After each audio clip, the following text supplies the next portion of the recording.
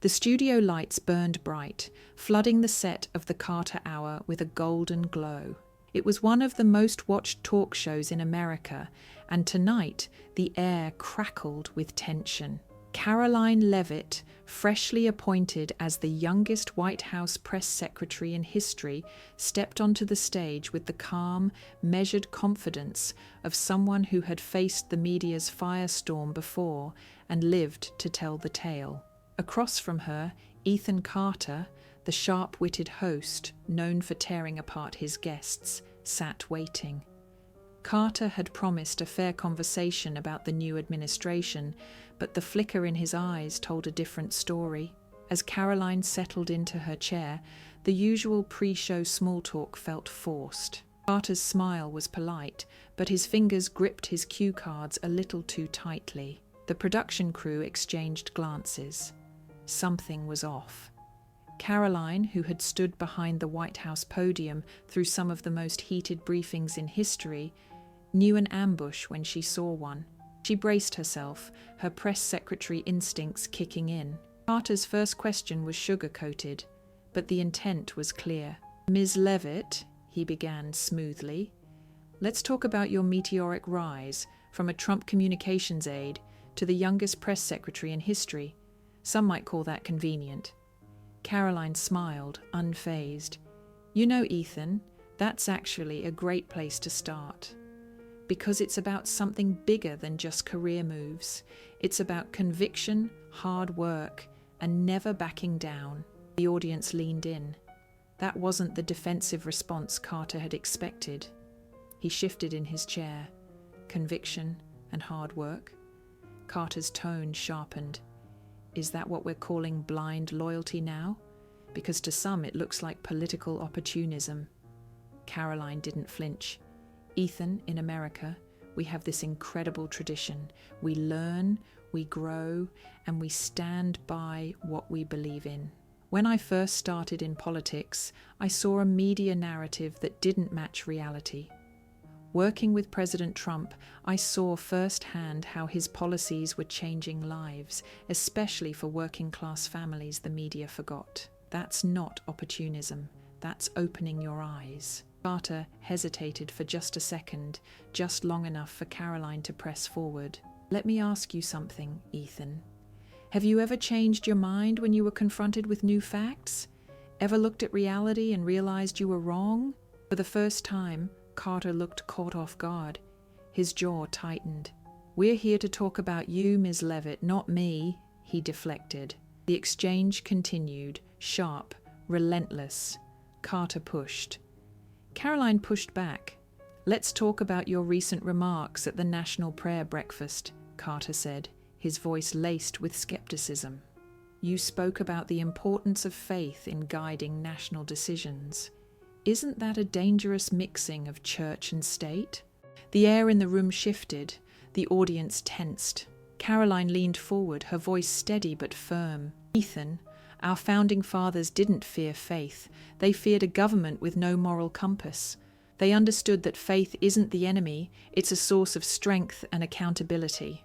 A few murmurs of agreement rippled through the crowd. Carter glanced at his producer, who was watching intently. Karoline continued, her tone more personal now. "I've stood at the podium day after day, facing tough questions, and I've always grounded my answers in truth and principle. And I'll tell you something, when you're in that hot seat, faith is sometimes the only thing keeping you standing." Carter pressed harder. "Your loyalty to Trump, some might say you've become nothing more than his mouthpiece." The word hung in the air. A few audience members gasped. Karoline didn't blink.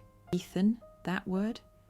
It tells me more about you than it does about me," she said, her voice calm but cutting. "In your world, loyalty is a weakness.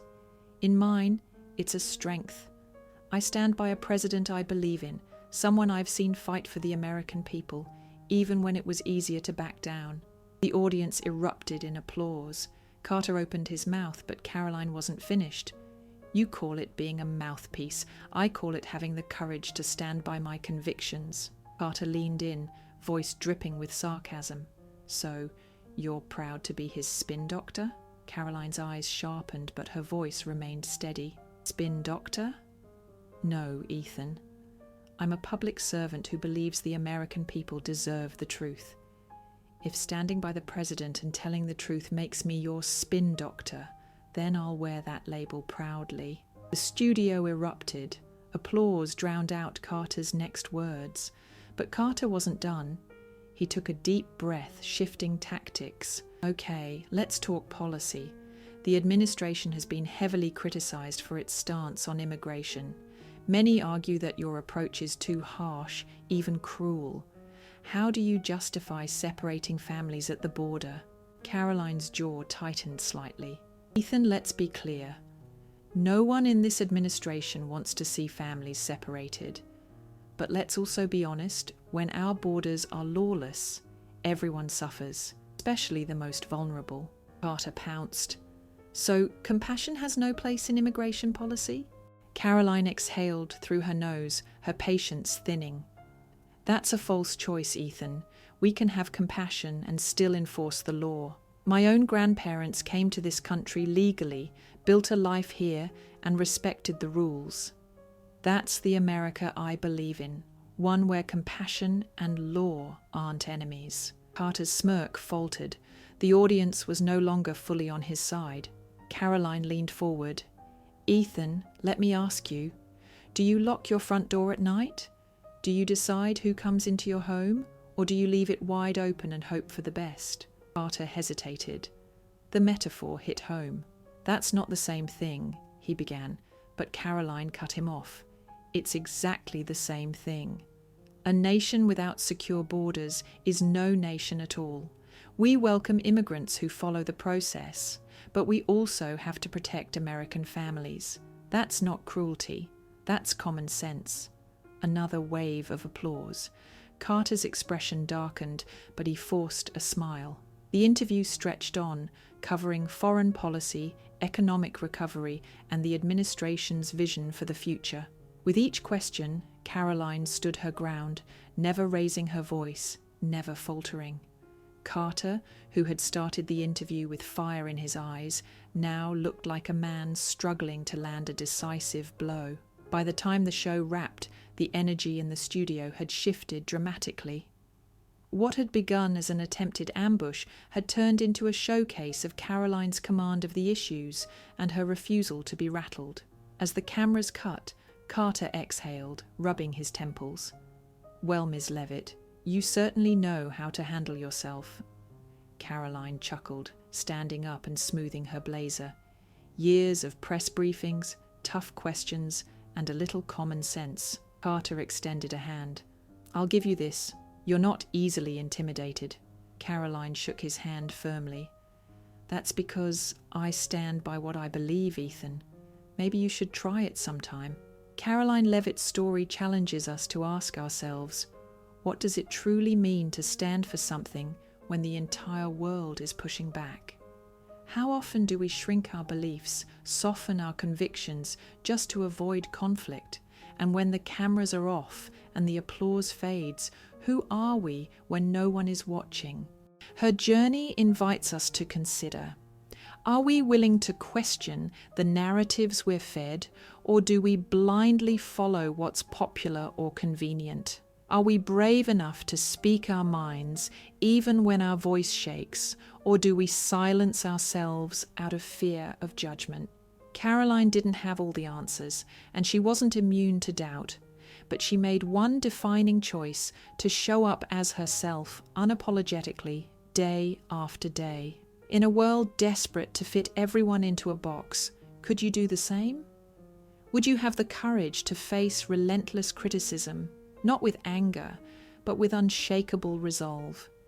Because in the end, the respect that truly matters doesn't come from the loudest voices in the room, but from those who recognize truth, courage, and authenticity when they see it. If you enjoyed the story and found it meaningful, don't forget to leave a like. It really helps us reach more people. We'd also love to hear from you.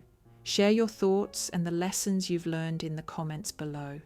Your insights could inspire someone